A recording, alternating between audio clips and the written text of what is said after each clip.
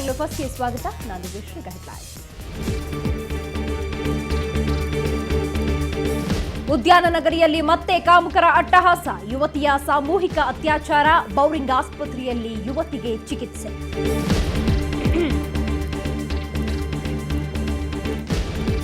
ಗಡುವು ಮುಗಿದ್ರೂ ನಿಲ್ಲದ ತ್ಯಾಜ್ಯ ವಿಲೇವಾರಿ, ಮಂಡೂರು ಘಟಕದಲ್ಲಿ ದಿಢೀರ್ ಬೆಂಕಿ, ಬಿಬಿಎಂಪಿ ವಿರುದ್ಧ ಸ್ಥಳೀಯರ ಆಕ್ರೋಶ, ತನಿಖೆಗೆ ಆಗ್ರಹ.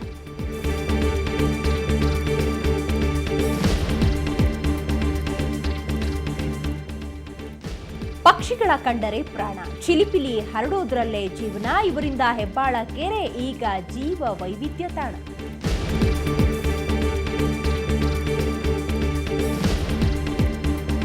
Gym treadmill bore, Zumba steps ಜೋರು, ಇದೆಲ್ಲ ಫಿಟ್ನೆಸ್ಗಾಗಿ ಗುರು.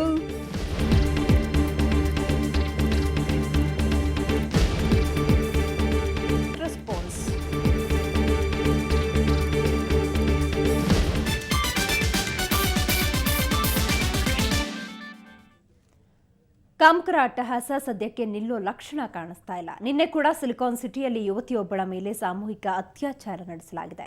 ಕೆಜಿಹಳ್ಳಿ ಠಾಣೆ ವ್ಯಾಪ್ತಿಯಲ್ಲಿ ಕೃತ್ಯ ನಡೆದಿದ್ದು, ಉದ್ಯಾನನಗರಿ ಯುವತಿಯರು ಮತ್ತೊಮ್ಮೆ ಬೆಚ್ಚಿ ಬೀಳುವಂತಾಗಿದೆ.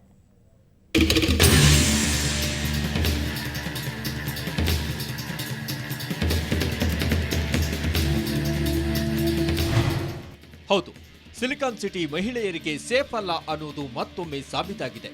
ನಿನ್ನೆ ಕೆಜಿಹಳ್ಳಿ ಠಾಣೆ ವ್ಯಾಪ್ತಿಯಲ್ಲಿ ಲಿಂಗರಾಜಪುರ ಯುವತಿಯೊಬ್ಬಳ ಮೇಲೆ 3 ಕಾಮುಕರು ತಮ್ಮ ತೃಷೆ ತೀರಿಸಿಕೊಂಡಿದ್ದಾರೆ.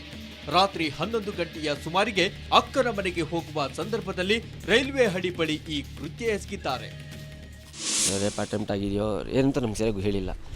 ಬೆಳಗ್ಗೆ ಆಮೇಲೆ ಪೊಲೀಸರು ಬಂದಾದ್ಮೇಲೆ ನೋಡಿದ್ದೀವಿ ಈ ಥರ ಚಾಪೆ, ಸಿಗರೇಟ್ ಪ್ಯಾಕೆಟ್ಸು ಅದು ಇದು ಎಲ್ಲ ಬಿದ್ದಿರೋದಲ್ಲಿ. ಹೆಣ್ಮಕ್ಳು ಬರ್ತಾರೆ, 10ನೇ ಕ್ಲಾಸ್ ಓದೋ ಹೆಣ್ಮಕ್ಳು ಬರ್ತಾರೆ ಹೋಗ್ತಾರೆ. ಅವ್ರಿಗೆಲ್ಲ ಒಂದು ಪ್ರೊಟೆಕ್ಷನ್ ಕೊಡಬೇಕಾಗಿರೋದು. ನಾವು ಈ ರೈಲ್ವೆ ಪ್ರಾಪರ್ಟಿ ಕೈ ಇಡೋಕ್ಕಾಗಲ್ಲ. ಗೌರ್ಮೆಂಟವ್ರು ಇದನ್ನು ಕ್ಲೀನ್ ಮಾಡಿಸ್ಕೊಡ್ಬೇಕು. ನೋಡುವಂಥ ಕಾರ್ಡ್ ಥರ ಇದೆ.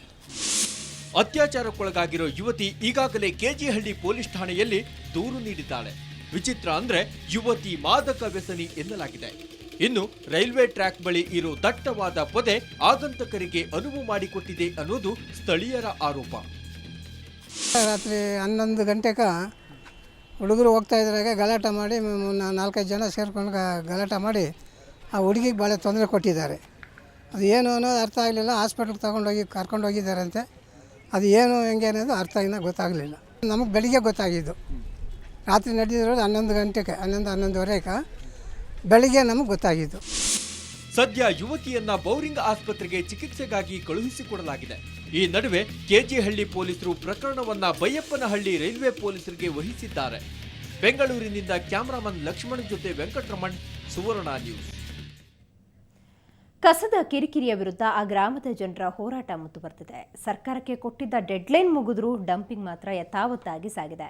ಇತ್ತ ಗ್ರಾಮಸ್ಥರ ಆಕ್ರೋಶದ ನಡುವೆ ಇವತ್ತು ನಡೆದ ಘಟನೆ ಹಲವು ಅನುಮಾನ ಹಾಗೂ ಆತಂಕದ ಕಿಚ್ಚು ಹೊತ್ತಿಸಿದೆ.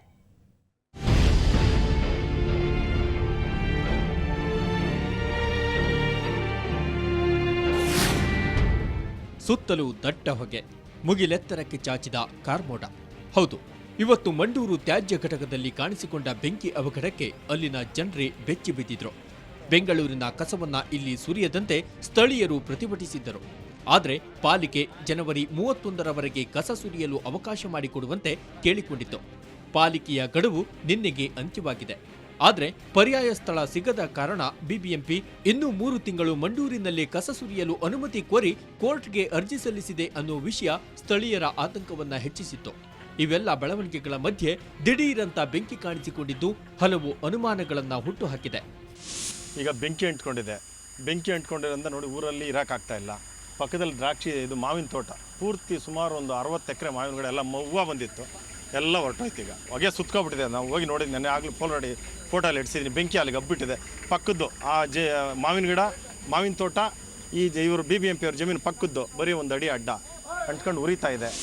ಕಸ ಸಂಗ್ರಹ ಮಾಡುವ ಮುನ್ನ ಭೂಮಿಗೆ ಮಿಥೈನ್ ದ್ರಾವಣವನ್ನ ಸುರಿಯಲಾಗಿರುತ್ತೆ. ಅದರ ಮೇಲೆ ಟನ್ಗಟ್ಟಲೆ ಕಸವನ್ನ ಸುರಿಯುವುದರಿಂದ ಕೆಲವೊಮ್ಮೆ ರಾಸಾಯನಿಕ ದಹನ ಕ್ರಿಯೆ ನಡೆದು ಬೆಂಕಿ ಹೊತ್ತಿಕೊಳ್ಳುವ ಸಂಭವವಿದೆ ಅಂತಾರೆ ಪಾಲಿಕೆ ಅಧಿಕಾರಿಗಳು. ಬೆಂಕಿ ಆಗಿರ್ತದೆ, ಇದು ಮೀಥೇನ್ ಗ್ಯಾಸ್ ಇರ್ತದೆ ಅದರಲ್ಲಿ. ಮೀಥೇನ್ ಗ್ಯಾಸ್ ಇರ್ತದೆ. ಏನೋ ಒಂದು ಬೇಸಿಗೆನಲ್ಲಿ ಈ ಥರ ಆಗೋದು ಸರ್ವೇ ಸಾಮಾನ್ಯ, ಬೇರೆ ಕಡೆ ಎಲ್ಲ ಆಗಿದೆ. ಸಮ್ಮರಲ್ಲಿ ಸಮ್ ಪ್ರಾಬ್ಲಮ್ಸ್ ಆಗುತ್ತೆ. ಹೇಗಾಗಿದೆ ಅಂತ ನಾವು ಹೇಳೋಕ್ಕಾಗೋದಿಲ್ಲ, ಎಕ್ಸಾಕ್ಟಾಗಿ ಹೇಗೆ ಹೇಳೋದು. ಅಧಿಕಾರಿಗಳ ವಾದವನ್ನ ಸ್ಥಳೀಯರು ನಿರಾಕರಿಸಿದ್ದಾರೆ. ಬಿಬಿಎಂಪಿ ಅಧಿಕಾರಿಗಳೇ ಕಸದ ರಾಶಿಗೆ ಬೆಂಕಿ ಇಟ್ಟು ನಾಟಕವಾಡ್ತಿದ್ದಾರೆ. ಇದರಿಂದ ಸುತ್ತಮುತ್ತಲ ಗ್ರಾಮಗಳ ಬೆಳೆಗಳು ಹಾಳಾಗಿವೆ. ಈ ಬಗ್ಗೆ ಸೂಕ್ತ ತನಿಖೆಯಾಗಬೇಕೆಂದು ಆಗ್ರಹಿಸಿದ್ದಾರೆ. ಕೆಆರ್ ಪುರಂನಿಂದ ನಾಸೀರ್, ಸುವರ್ಣ ನ್ಯೂಸ್. ಬೃಹತ್ ಬೆಂಗಳೂರಿಗೆ ರಾಜಕಾಲುವೆಗಳದ್ದೇ ದೊಡ್ಡ ಸಮಸ್ಯೆ. ಒಂದೆಡೆ ಅತಿಕ್ರಮಣ ಅವ್ಯಾಹತವಾಗಿ ನಡೀತಾ ಇದ್ರೆ, ಇನ್ನೊಂದೆಡೆ ಕಾಲುವೆಗಳ ದಿಕ್ಕೇ ಬದಲಾಗ್ತಾ ಇದೆ. ಇಂತಹದ್ದೇ ಒಂದು ಅವಾಂತರ ವಾಜಪೇಯಿ ನಗರದಲ್ಲಿ ನಡೆದಿದೆ. ಪರಿಣಾಮ ಬಡಾವಣೆ ವಾಸಿಗಳಿಗೀಗ ನಿತ್ಯವೂ ನರಕಯಾತನೆ.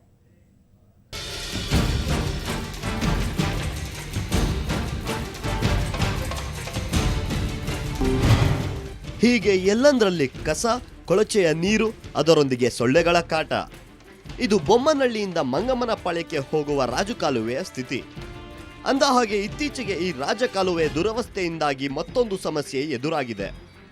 ಖಾಸಗಿ ಜಮೀನೊಂದಕ್ಕೆ ರಾಜಕಾಲುವೆಯನ್ನು ಹರಿಬಿಡಲಾಗಿದೆ. ಈ ಜಮೀನಿನ ಮಾಲೀಕನಿಗೆ ಬಿಬಿಎಂಪಿ ಪರಿಹಾರ ಕೂಡ ನೀಡಿಲ್ಲ. ಹೀಗಾಗಿ ಬೇಸತ್ತಿರೋ ಜಮೀನಿನ ಮಾಲೀಕ ಆಗಾಗ ಕಾಲುವೆಗೆ ಮಣ್ಣು ತುಂಬುತ್ತಾನೆ. ಇದರಿಂದ ನೀರು ಮುಂದೆ ಹೋಗದೆ ವಾಜಪೇಯಿ ಬಡಾವಣೆಯೊಳಗೆ ನುಗ್ಗುತ್ತಿದೆ.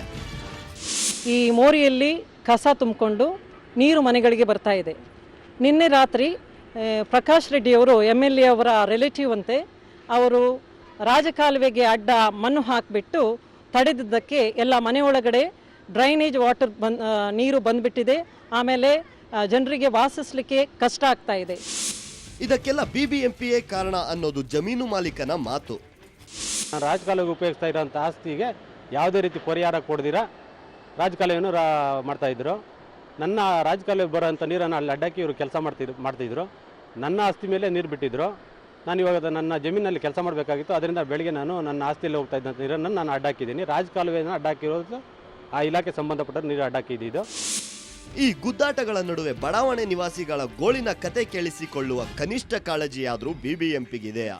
ಕ್ಯಾಮ್ರಾಮನ್ ರವಿಕುಮಾರ್ ಜೊತೆ ಮಂಜುನಾಥ್, ಸುವರ್ಣ ನ್ಯೂಸ್, ಆನೇಕಲ್. ಮತ್ತಷ್ಟು ಸುದ್ದಿ ನೋಡೋಣ ಬ್ರೇಕ್ನ ನಂತರ.